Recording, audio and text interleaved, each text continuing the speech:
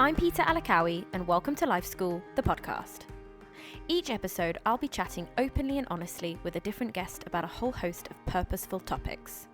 From personal success and failure stories, to relationship advice, tips and tricks for entrepreneurs, to professional and practical guidance on living a more fulfilled and happy life. I'll be speaking to men and women from all walks of life, all with unique experiences they want to share in the hope of inspiring you. I hope throughout this series you can take away some valuable nuggets of wisdom to help you navigate through life's many twists, turns, and lessons. Here at Life School, we are all about the business of learning. So let's get on with the show. And remember, everything you go through grows you. Welcome to the finale episode of Series 1, DXB Women Who Inspire Me. My guest today is an international grey-haired model, an ultramarathon runner, a mother of two, and an all-round trailblazer and inspiration for women of all ages. The one and only Caroline Labouchere. At 54, Caroline started a new career as a model and ambassador for her generation. She has since gone on to lead campaigns in 5 editions of British Vogue, Tatler, Hello, and White magazine, to mention just a few. And she regularly represents the over 50s in print and film. Caroline's message and mission is simple: encouraging women to be their best selves. It was wonderful to sit down and get to know Caroline more, and I'm so excited to share this special episode with you. So, without further ado, here's my conversation with the fabulous Caroline Labouchere. Enjoy! Caroline, welcome to Life School. Thank you very much. Thank Loving you. it. I love this room. Thank you. I know you've had a bit of a hectic morning, so I hope this is nice and relaxing for you. And I know that you've been travelling as well, so thank you for making the time. You are very to welcome. Not only be part of this series, but this is my finale for Series 1. Ooh. Series 2, we're going to start talking all about pregnancy and babies. Oh, that won't be me. Although I did go through that. You've been through it, yes, so both mine IVF actually. So we went through the ringer, but it was all worth it. Oh, of course. Well, maybe I will get you back on then to talk about that, because that is an element of the journey. I think it's changed a bit since, because mine are 25 and 23 now. I know, but still amazing. I don't know that the odds have gone up much though. Do you know what? Touch wood. It's not something I've done a lot of research on. I know people that have been through it, but the people I know that have been through it, it's been a long journey. It hasn't happened first time. No, mine, and I think that's quite normal, isn't it, for it not to happen the first time? I don't know what the odds are of that, but we had 5 attempts with 2 children. So across both children? 4 attempts for Max, for my son, and Mimi worked first time. I believe girls are stronger. Well, I found out this morning I'm having a girl. Oh, congratulations. So I'm very chuffed about that, I have to admit. Good. I mean, we all just want a healthy baby. Yes. But I am secretly quite chuffed that it's a little girl. Yes, yes, I would be too. I know, walking around the shops and seeing all the boy stuff and the girl stuff. Having had Max first, I did walk around. Oh, Max is the eldest, okay. I want to buy pink stuff, and being IVF, I didn't know if I would ever have a girl. So I was slightly disappointed in the beginning when I found out I was having him, but I wouldn't be without him. And if I was to have a third, which obviously I'm not, it would be a boy by choice, just because they are so much easier. I mean, I would love one of each one day. That's the dream. Yeah. But in my head, I was like, I would love my first to be a girl. But I heard that with IVF, it's quite common to have twins. Well, they put 4 embryos in, so it really depends on whether they take or not. I mean, I've read about a lot of stories where ladies have IVF and they end up having twins, and they don't run in their family. I'm very happy I didn't have twins. Yeah, I have to admit, when they said we only see one baby, I thought, okay, you can breathe. Yes. But anyway, moving away from babies. So I recently saw you talk at a Thrive event just before Christmas, actually, and I had never heard you speak about your childhood before, and it sounded quite fascinating. You only just touched on it, but can you tell me a little bit about it? My children still, even I was in London, as you said, last week, and I was talking to my son's new girlfriend, and something came up, and he said, "Mum, I didn't know that." So I don't really talk about it. I think I've started talking about it now because people want to know how you began. And I think you become a more rounded person by the more things you go through. You got to go through the shitty stuff, if I'm allowed to say that. Oh yes, yes, you can swear, don't worry. I'll try not to go beyond that. But you've got to go through the bad stuff in order to appreciate the good stuff, and also to learn all of those life experiences. So my mother's still alive. I wouldn't want to upset her by saying, I mean, nobody teaches you how to be a mother, do they? It doesn't come this with is what your my baby mum says, doesn't come with a manual. So you learn from your parents. Yeah. So I don't think you can't blame your parents really the majority of the time on how they raise you. You know, I'm sure I know that I've done bad stuff. But I think you there's some things from our mums. Whose child life is perfect? Nobody's. No. But there's some things from our mums that we think, oh, I'm really going to use that. That's great. And then there's other things that you think, oh, I might do that a little bit differently. I'm never going to do that. Yeah. Is right. And then I hear my mother's voice coming out of my mouth. Yeah, but then in the process, you're making your own millions of mistakes that are different to what your mum did, I'm sure. Yes. Yeah. Absolutely. Yeah, I'm sure that my children probably could list them. I'm not going to list them. But yeah, it is how I think the biggest thing for me in my head at the moment is having been sent to boarding school when I was 5. I kind of knew it in the back of my head. I don't remember much about my childhood because it wasn't great. So I've kind of forgotten about it.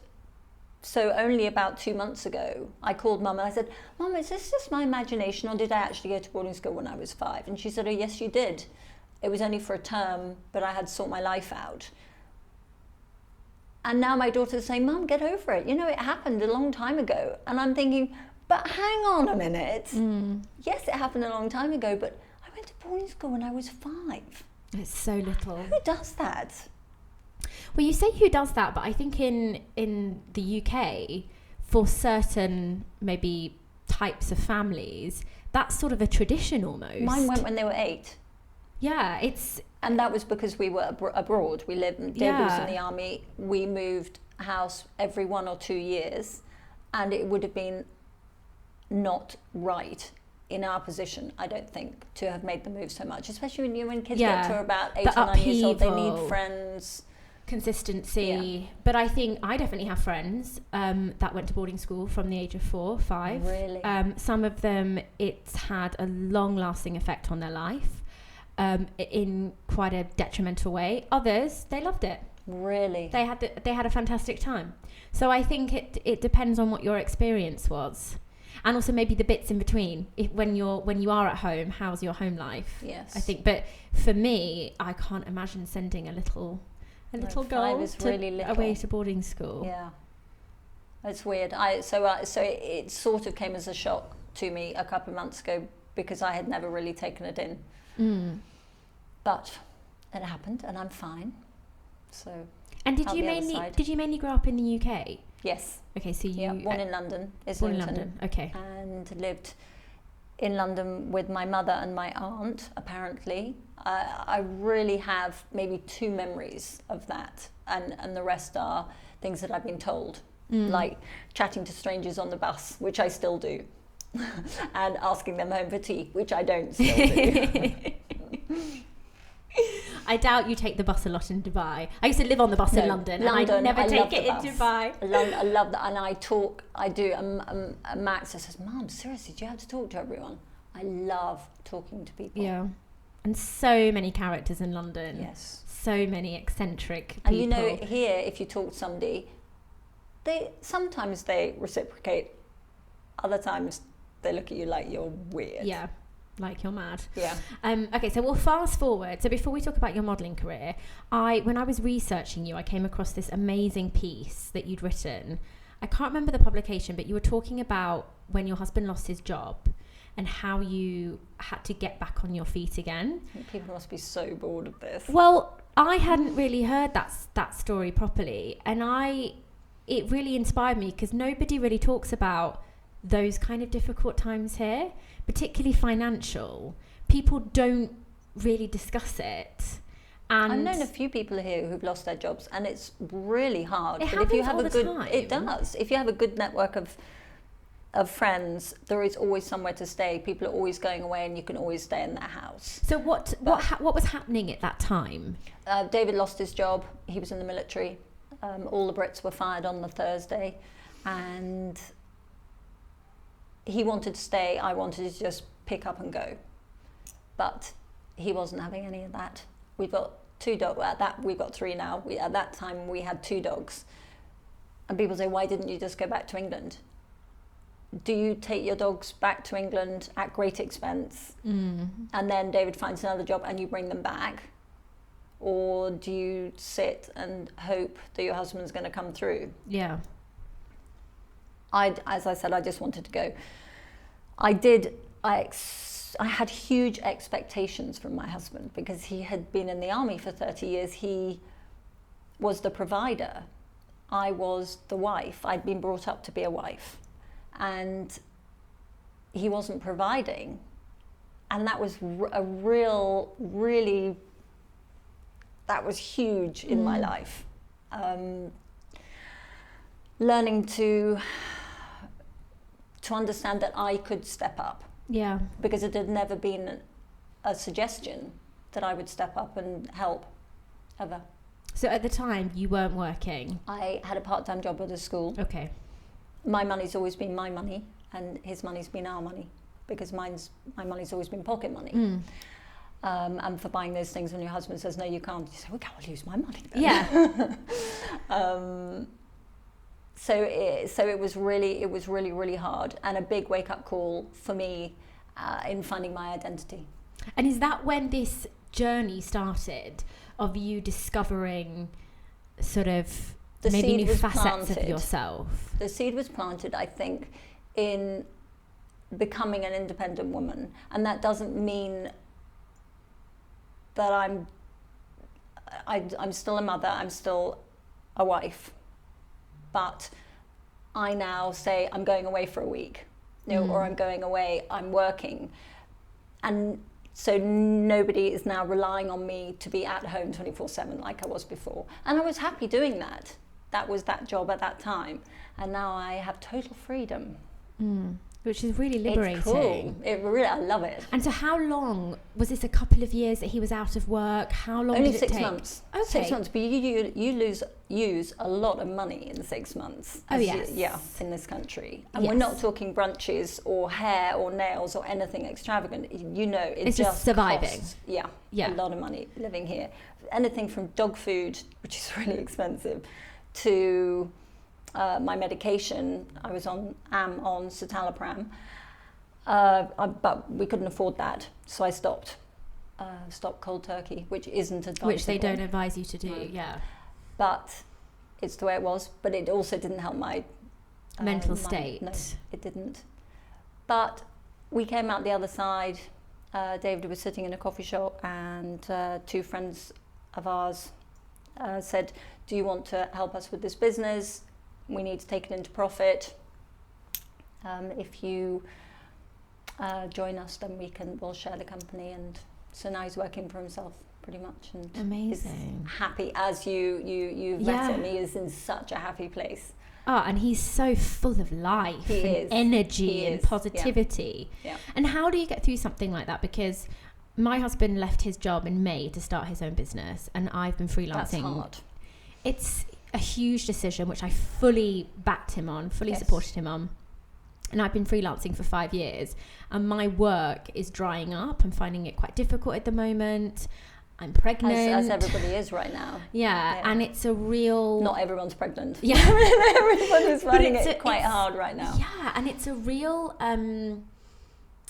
there's so many dynamics to a relationship, and suddenly it's like, I feel like I need to do more, but I can only do so much. Yeah. And that can cause resentment, stress. Yeah. Like, how did you guys we've been married for 28 years, so I'd had many years to rely on him. And you knew each other inside out, I'm guessing, at this point. Yes. But we're still learning. Every day. I was probably the meanest that I've ever been during that period of time, because I felt he was letting me down. I know it wasn't his, you just don't think the way you should. A, I wasn't taking my pills, and B, he'd let me down. Yeah.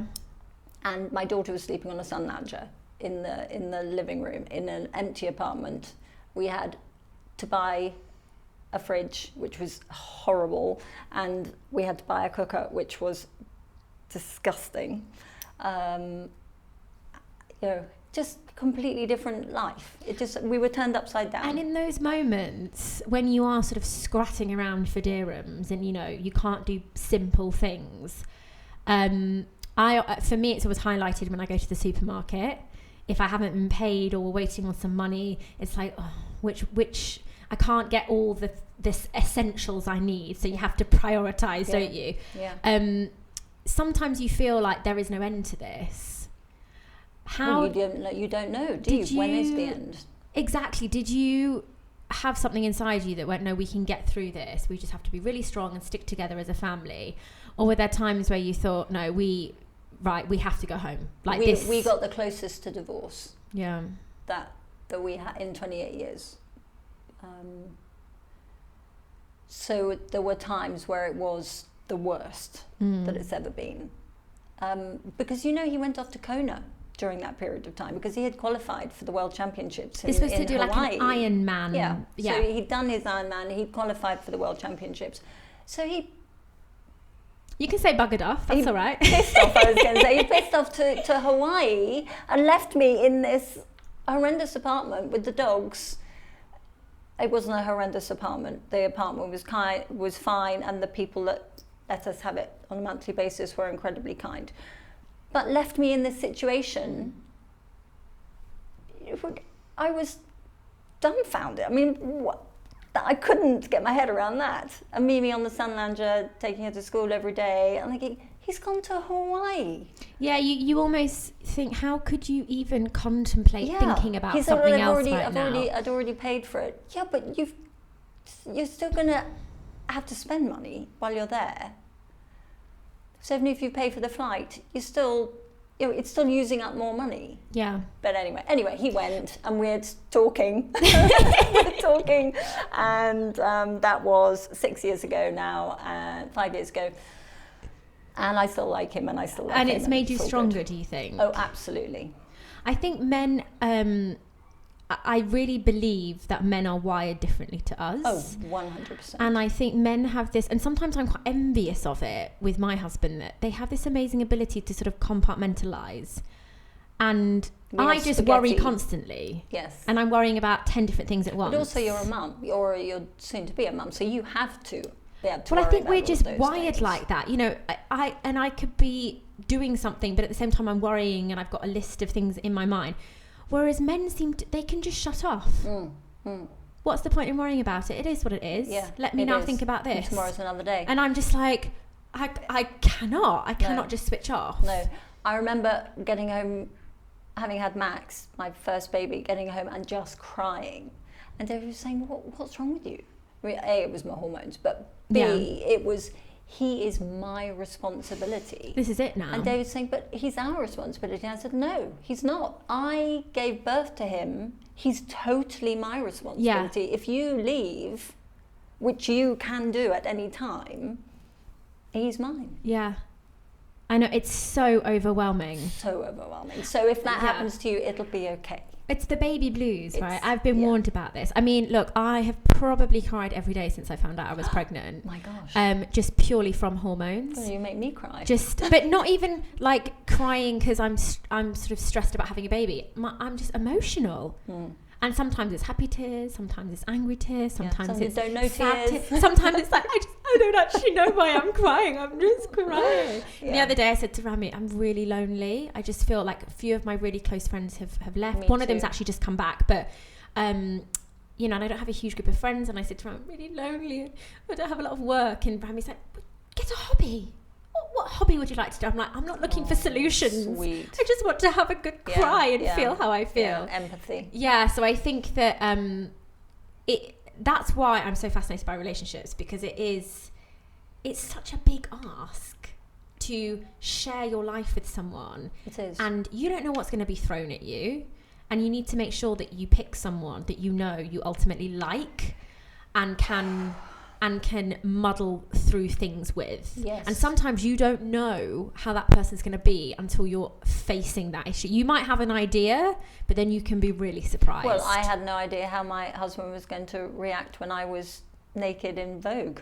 So we've gone from being in this empty apartment, hubby out of work. How did this amazing modelling career take off from that place? Just extraordinary. Mimi left school early to become to model. She was modelling here. She went to London to model, and then stayed on to work for a company called No. 1 Rosemary Water.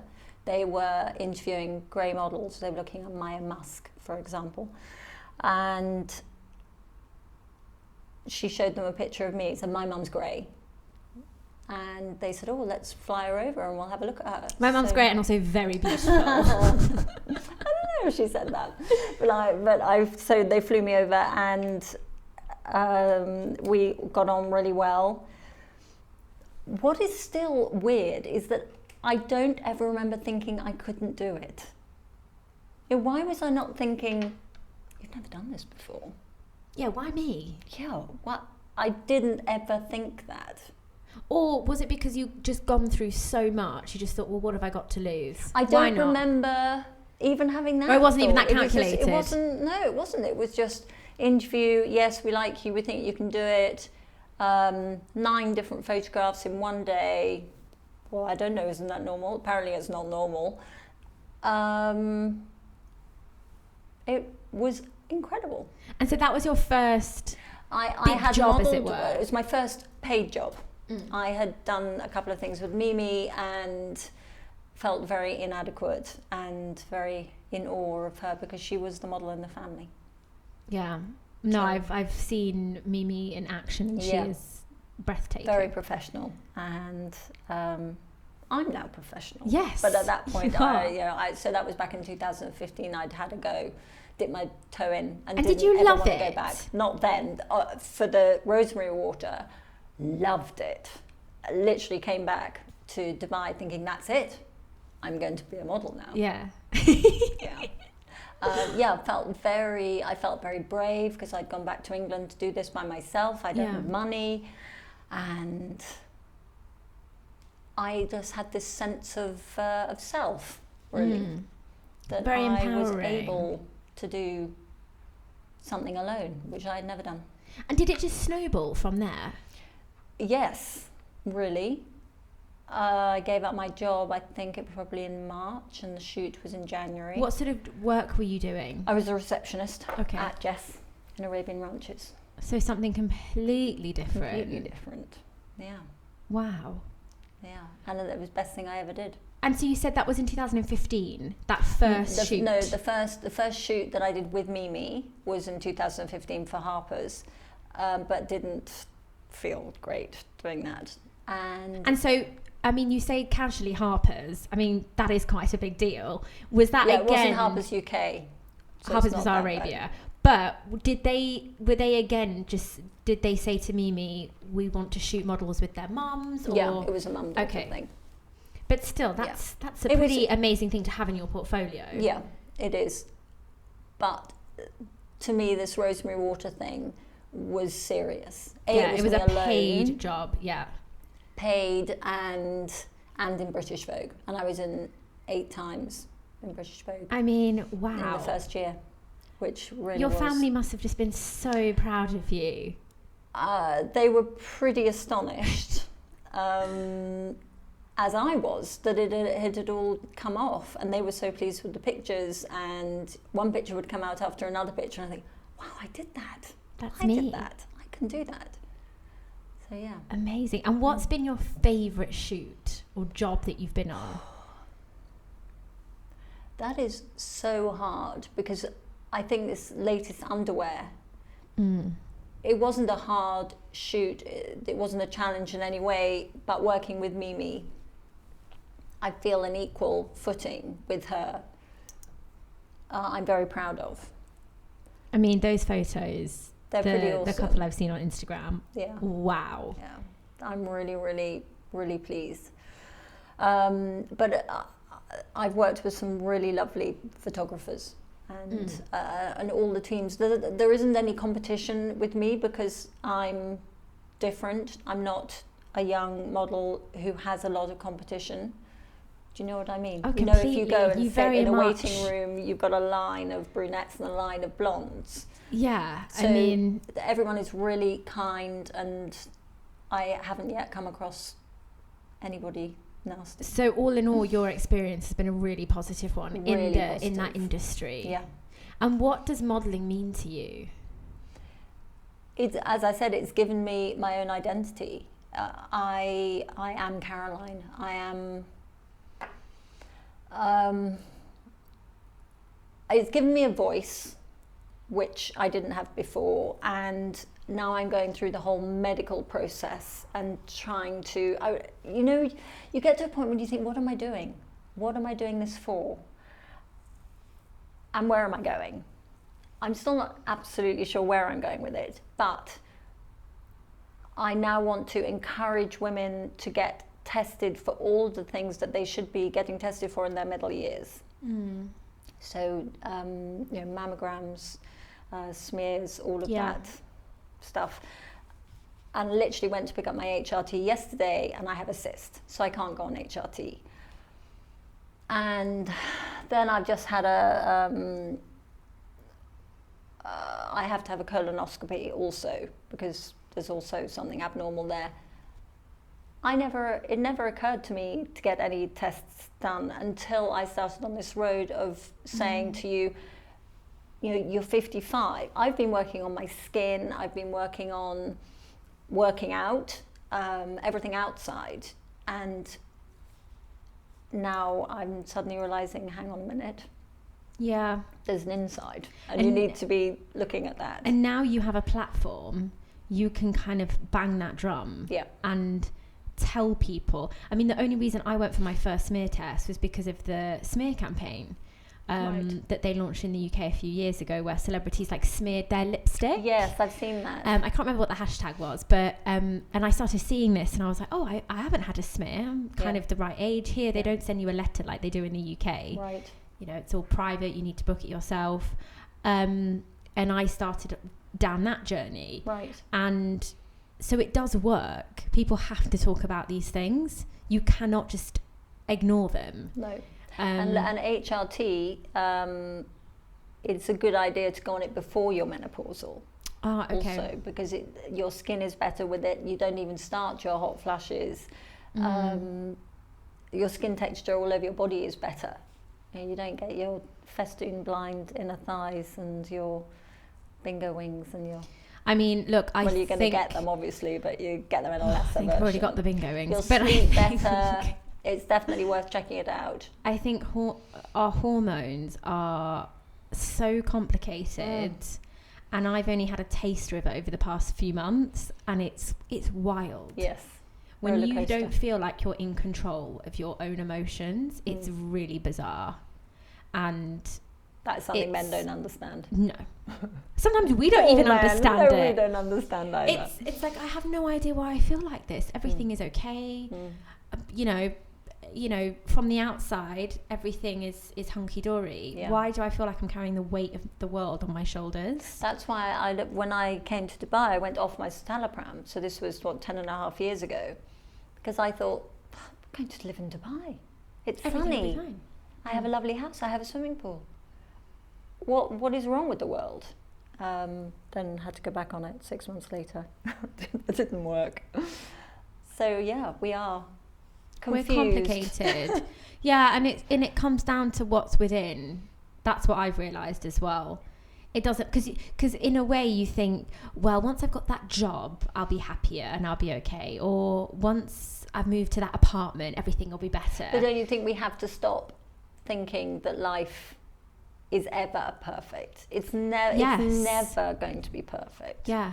And we this have very high expectations. Pressure of wanting it all to be And wanting it at all an the early time. age. What happened to, go through all of that shit and now I'm thinking I'm 55, I can relax a bit. Yeah. I can go to the cinema at 10 o'clock on a Friday morning. I don't have to worry about babysitters. I've been through that. Yeah. This is a stage where I can now enjoy my life. So I don't think I should have expected that to happen when I was 20.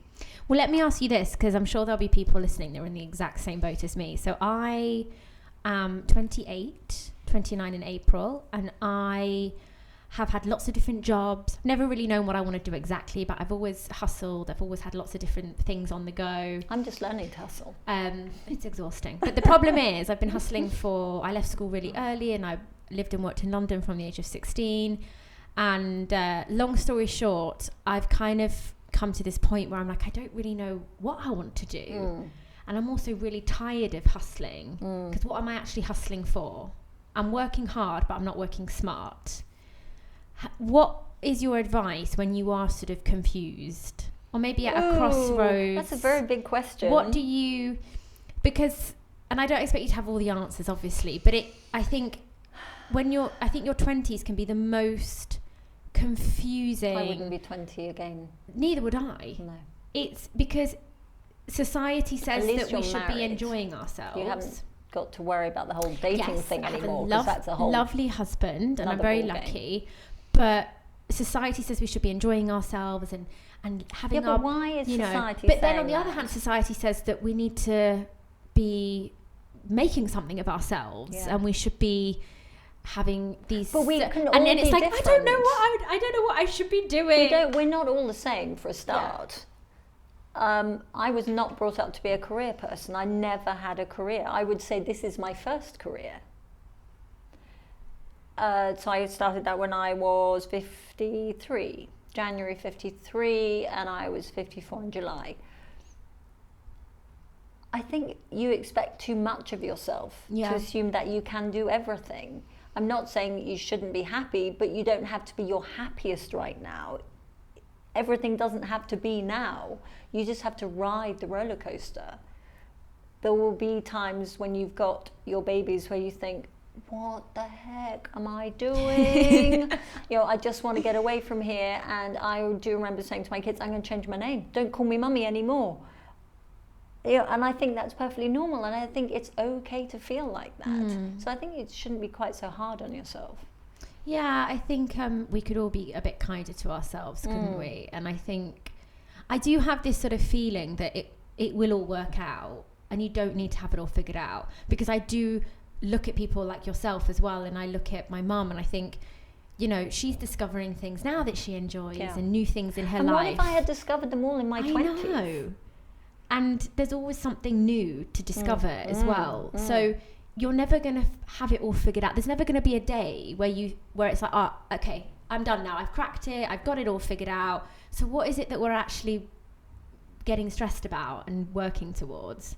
Because it's just an ongoing learning curve, isn't it? That's life. Yeah. You have to take the rough with the smooth. Yeah.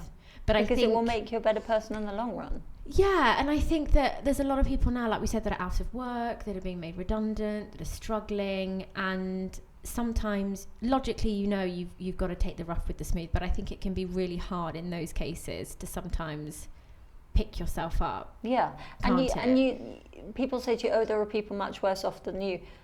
There will always be people worse off than you, but that doesn't actually help you right now, does it? Because there are times when you can feel sorry for yourself. Yeah, I always say that to friends as well, when they might say, I feel so bad for feeling like this because you're going through something worse, or it could be worse. And I think, and I say, no, you're allowed to feel like this. Yeah. This is your life. That's what makes us human. Yeah, this is your life. You're allowed to wallow. We just can't wallow for too long, can we? Yeah, okay, right. Then we have to do something about it. Exactly. I will always allow myself to sort of have a duvet day. Oh, love that. And a good cry. Yes, but then at some point, on, get the put the Maltesers onesie out, on, movie, family pack of Maltesers. Oh yes, yeah. Sex in the City, have a good cry, and then when you're having a good crying session, you're crying about what's going on, but then you're crying about everything. Yes, yeah. But then there comes a point where you're like, okay, I have to do something about this now. Yeah. I can't just stay in bed. Staying in bed is not going to do anything. That's a good thing about having dogs. You have to get up and walk them. You have to get up and walk them, yes. Have you seen the Ricky Gervais show on Netflix? I haven't. I started watching it. Oh my goodness, what's it called? I started watching it as well. And basically, does his wife die in the very beginning? His wife dies of cancer in the beginning, right. And I mean, I love Ricky Gervais. I think he's amazing. He's my favourite comic. He's so funny. And he says in the character he's playing that he just wants to kill himself, but then he's got to walk the dog. So he thinks, there you go. Oh, well, I'll do that. You can't leave the dog, can you? And the dog is the one thing that sort of keeps him going, because he's got to feed and walk the dog. That's what kept me going, living in that apartment. Is that what it was? They never wanted to eat at the same time, which was really annoying, because you had to get into the elevator and down every time. But it kept me running. Yeah. All the way through that. And running is good. I can't remember feeling the endorphin effect when I got home, because I was still not particularly happy, but it got me out every day, and it got me up every morning, which does do wonders. It might not feel like it at the time, no, but it is doing going. Something. Yeah, I think that's what's so lovely about having pets and animals. It's this sense of responsibility, and you have to get up for them. What happened if you commit suicide? You're not going to leave the dog, are you? No, you couldn't do that. No way. Absolutely no way. So you touched on it earlier about the things that you're really sort of passionate about, I guess, educating other women on. I don't want to belittle anything that anyone's doing themselves, but there are people, like, if just one person says, oh, you made me go for a smear today, or you made me have a mammogram. That is huge. I mean, I didn't know you had to get your stool samples tested. Yeah. I didn't know that until, about 2 weeks ago? I knew how all the other sort of girly things, but that I didn't know. Yeah, I mean, I just think there are campaigns, but maybe in this part of the world I see less people talking about this kind of thing. I follow a lot of people back at home, and they're very active with those sort of campaigns, but here maybe a little bit less so. So I think anyone that can go out there and be a spokesperson for people looking after themselves. Because you never know quite what words to use here, do you? Because you're not even allowed to use the word naked. Yeah, I mean, because how have you found? Because I've been seeing that you've been doing a lot more talks, which you are so bloody brave, honestly. Oh my gosh, when I saw you at the Thrive event, I was like, because I had in my mind that I really wanted to interview you for the podcast. So I was like, let me go to this Thrive event, because Farida I also interviewed as well. And I love what she's done with Thrive. But I just thought, you are so brave getting up and doing this. Like, I would be so scared. And it's so silly, isn't it? But I don't think it's silly, because I think it's worth standing in front of a room of women. There were some really nice guys there, and they were really joining in. Didn't you feel that? And I love Tom. Was it Tom, the chap? Was he the puffer jacket? No, puffer waistcoat? No, one of the speakers. Oh, right. Who spoke, I think he spoke first. Yes, sorry. He was, I loved his whole kind of energy and aura, and there was a nice mix, actually. It wasn't all just women. But the guys in the audience were really, really joined in. Yeah. I think it is, you feel more judged by a room full of women. So you would be more intimidated if it was just women? Really? I feel like I'd be more less scared, I think, if it was all women. Well, you just think about what they're thinking. You know, it just was a very nice atmosphere in that room. And very friendly and warm. It was, and I loved your talk. Do you plan on doing more of those? Oh my gosh! Because can I just say what I loved most about your talk is that you came on and you acknowledged that you were nervous. You said something like, "I'm a little bit nervous," or "I'm a little bit hot," or something, and then you made a joke about. Yeah. And I thought, that's the way to, because everyone instantly is comfortable. Right. Everyone is like, she's being vulnerable, therefore I can be vulnerable. I must always start my talks. No, but it made me relate to you more, because I just felt, you know, she's being vulnerable. She's a normal person. Right. Yeah, She's not a supermodel that just has everything together and everything is perfect. No, and I'm not a supermodel. It really worries me when people say that, because Caroline, you are a supermodel. There are some supermodels out there who've been modelling forever and are still modelling, and they look fabulous.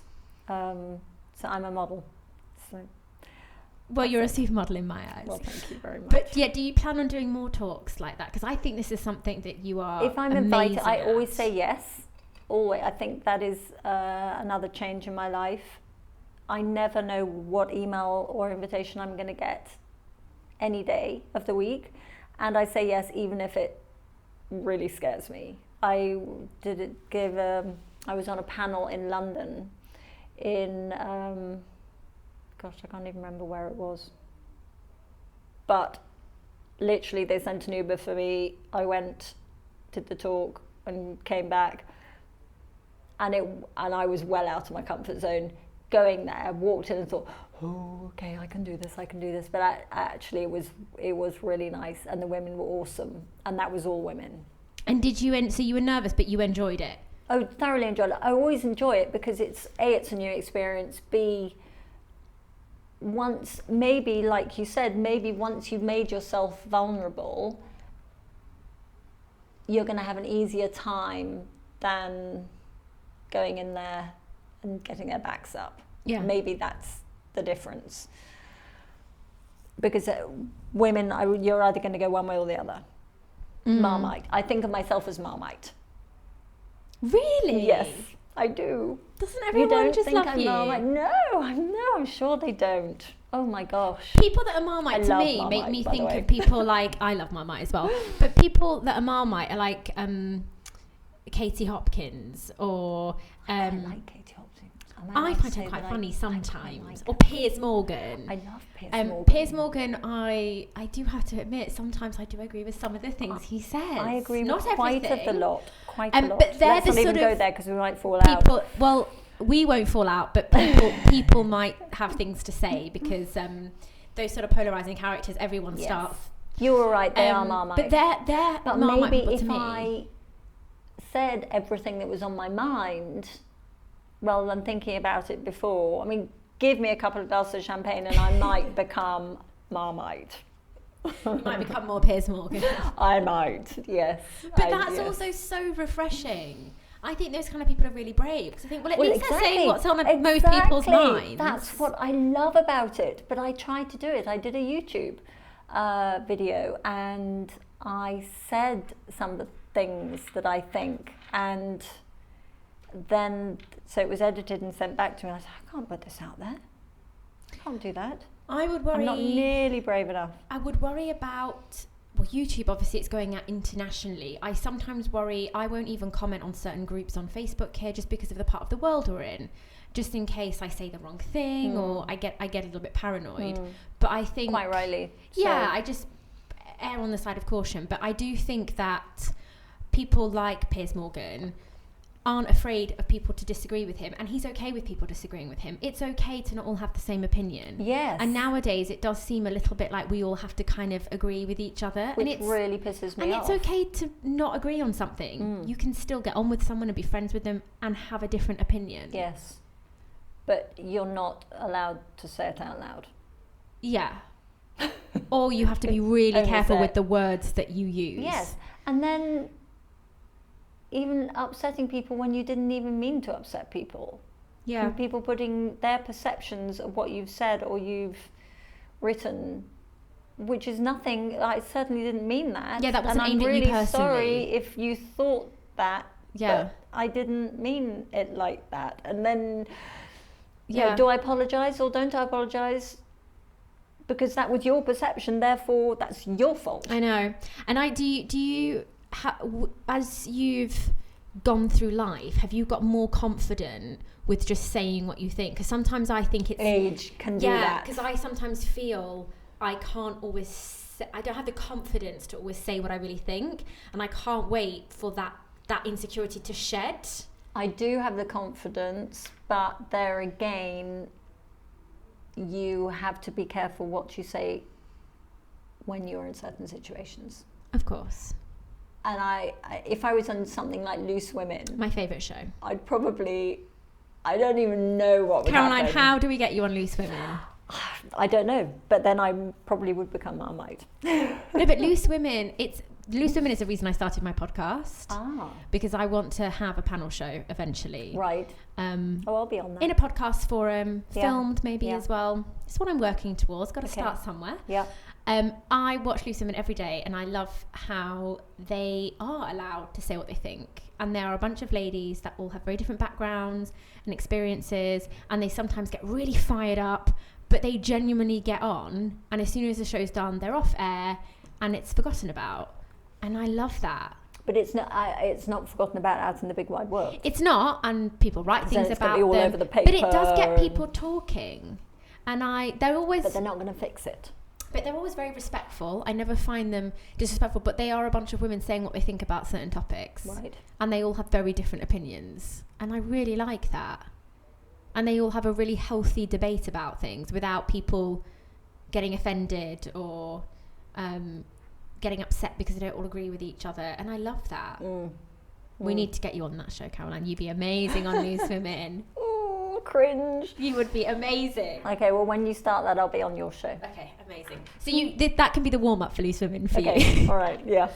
Okay, so before we go into a bit of a quick fire round, just to wrap up the conversation, I want to ask you what would be your advice for not even aspiring models, just young women out there who, like me, are just kind of like trying to find their feet, their voice, just, I guess, who they are. I don't feel that you should know who you are because you haven't had enough life experiences. And I think you can become a completely different person, as I have in my 50s, than I was in my 40s, 30s or 20s. So being that I can completely turn my life around and become a different person, then you don't want to be the same person for 50 years, do you?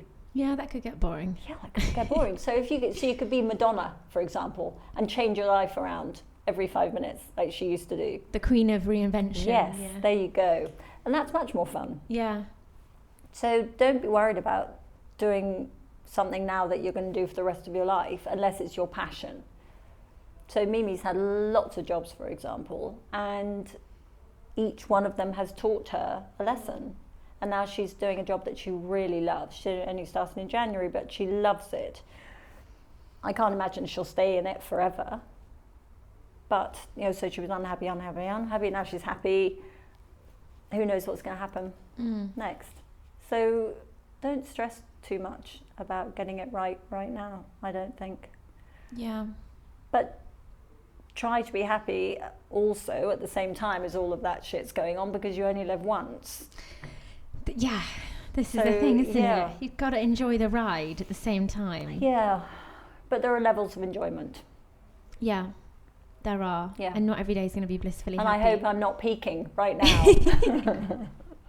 No, I think you have a lot more amazing things to come. I hope so. I think I do too. I think this year's going to be really good. 2020. Yeah. It's a special year. I love symmetrical numbers. So for me, obviously it's the start of a new decade, but just 2020, I just think... Do you do tarot cards? I don't know how to do them, but I love having them done for myself. And I have a psychic in London who I've been going to for years. Every time I go home, I visit her. Fantastic. And I've recommended her to lots of my friends who go and see her regularly now. I've been and seen a couple of psychics here that were good. You shouldn't say that. Or what can we call them? Spiritual people. Very interesting. But this particular lady in London, once you find one. Well, also, we've kind of become friends. We have a cup of tea and we have a chat, and she has a black cat. Yes. And she lives in East London, and she's just, I love her. What about you? Yes, I went to see somebody. I have a fabulous woman in Swindon, and I have been seeing her even via phone. She has managed to help me, which I thought was complete load of bollocks, but actually spot on. Really? And for this year, has she made some... So I didn't go and see her, and somebody had said, you've got to go and see this woman in Hertfordshire. So I zapped off to see her on this last visit. And so I have no idea if it's going to come true, but it's pretty amazing if it does. And she said, call me, let me know when it starts to happen. And the first 3 things will happen, and then you'll know, and then you'll be on the ride. Amazing. Oh my goodness. And literally, she said, she didn't ask me any questions, laid the cards down and said, right, 7th of February, 9th of February, That specific. That specific, yes. So I'm really looking forward to seeing what's going to happen. I've written it all down, recorded it all.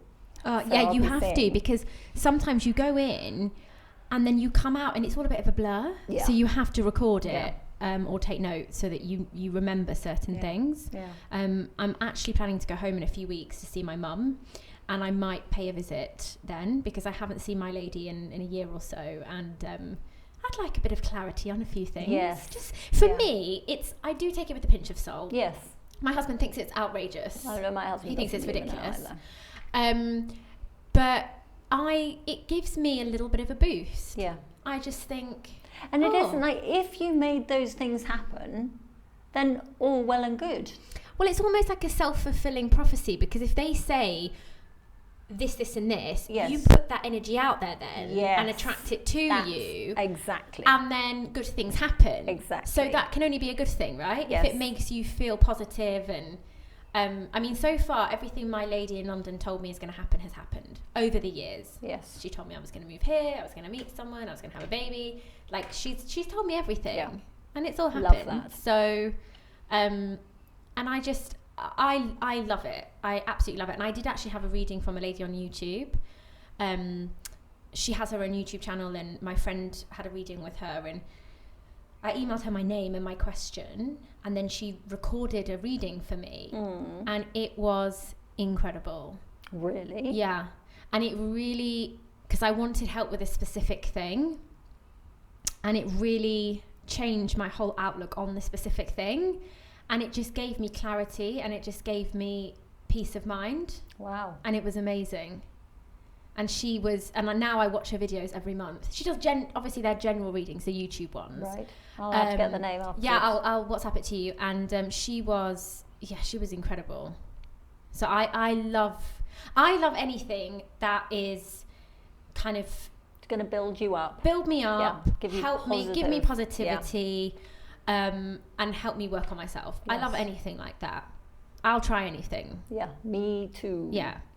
I often say, husband, on the other hand, not so keen. He could probably do with a reading, but he's not up for it. Yes, no. I did actually give my husband some words of advice when I came out. In fact, my son, I said, because they say at the end, do you want to ask some questions? So I asked him. Yeah.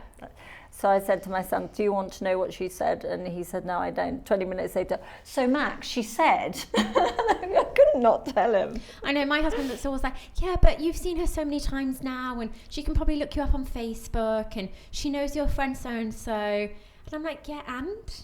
What? Yeah. That's got nothing to do with the things that she saw or how it makes me feel. A bit of healthy skepticism is fine, but I would love for him to experience it one day. I think he would go. It's just that we've never been in the situation where he could. But I guess it's quite normal for one of you to be more sort of spiritual. Again, we don't all want to be the same. We don't, and you sometimes need that sort of grounding. Yes. As well. Sometimes I can get a little bit. My husband's grounded.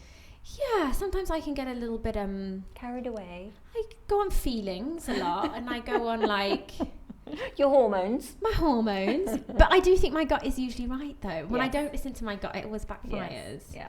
So I would rather stick with that. Women's intuition. Yes, women's intuition. Let's go with that. So we're going to do a quick fire round. Okay. It doesn't have to be super quick, though, don't worry.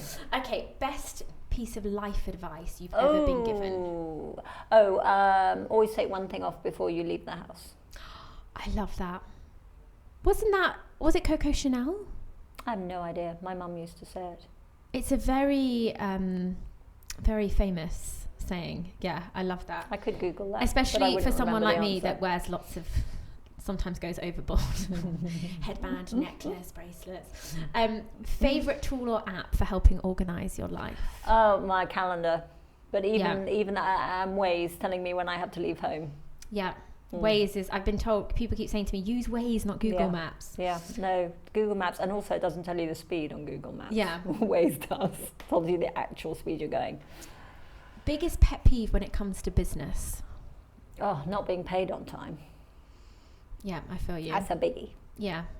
Unfortunately, it happens a lot here. Yes. Yeah. Yeah. And you don't have a leg to stand on. No. Moving on. Even with contracts, trade licenses, everything. Most important life lessons so far?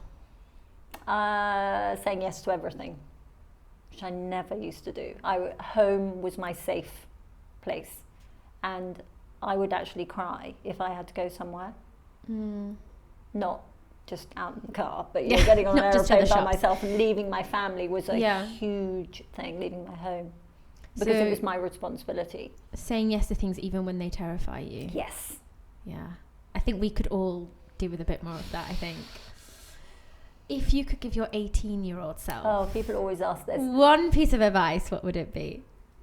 Keep going through the shit. Yeah. Just, it's going to happen.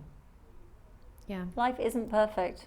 You just got to go through it. Clamber your way through the best way you can. And there's going to be the end of the rainbow. Yeah. Lots of rainbows. Keep wading through life. Keep wading through the quagmire, What do you know for sure, Caroline? I know for sure that I am living my best life right now. And I am the happiest now that I have ever been. Oh, that is so beautiful. It's true. And then my daughter says, but Mum, what about when I was born? Different kind of happy. Different kind of happy, yes. I feel complete for the first time. And it's for you. Yeah, exactly. It's just for you. It's for my family because they're very proud of what I'm doing. But ultimately, yes, it is. I'm building me. It's quite a